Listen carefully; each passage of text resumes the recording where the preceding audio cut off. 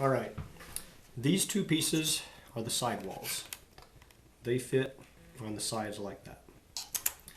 These four pieces are the back, the front, and the two interior dividers. And this piece here is an interior divider that'll go in there like that, except it's actually this way so that this notch will match up with that sidewall. So this wall here has a notch that goes underneath that guy. So these have a specific orientation. Specifically, you want to put them in here such that the edges are even. And so you need to figure out which way they go before you put everything in. So I used the bottom piece upside down to get these guys ordered in the correct way. But I can't just put these in like this because this center wall needs to go into these two before I plug it in. So I can keep this guy there, it notches in, but I have to basically have all three of these together at the correct height.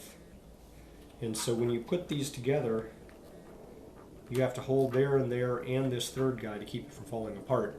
All of these should be flush at the same height. Then you can take it into this upside down and you can set them in, but you have to do all three kind of at the same time, otherwise it levers up.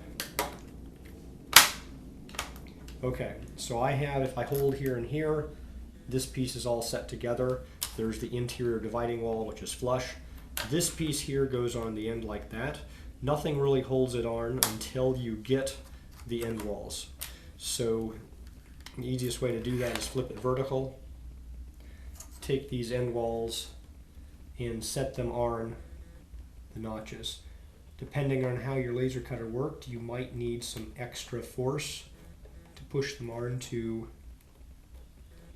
these little holes here.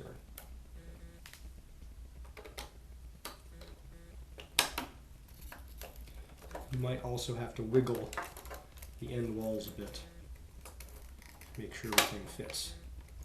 Alright, so that piece there is on. I want to hold this thing together, flip it over, and then place the next piece on here, like so. And so that's how you put it together. Now, once you have it together, the two side plates of the battery would hold it completely together if you set them in there and squeezed it in. I like using acrylic cement just to acrylic solvent to weld the whole thing together. So you'll want to use nitrile gloves when you're doing this. Basically, you just run a little solvent over all the seams and that will weld everything together. And you can go all the way down the side walls here too.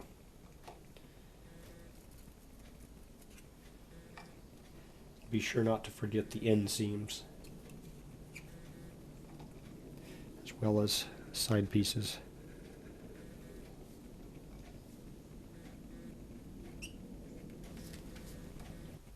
You can also reach underneath inside if you have it clamped up above something so that you can get the inside seams.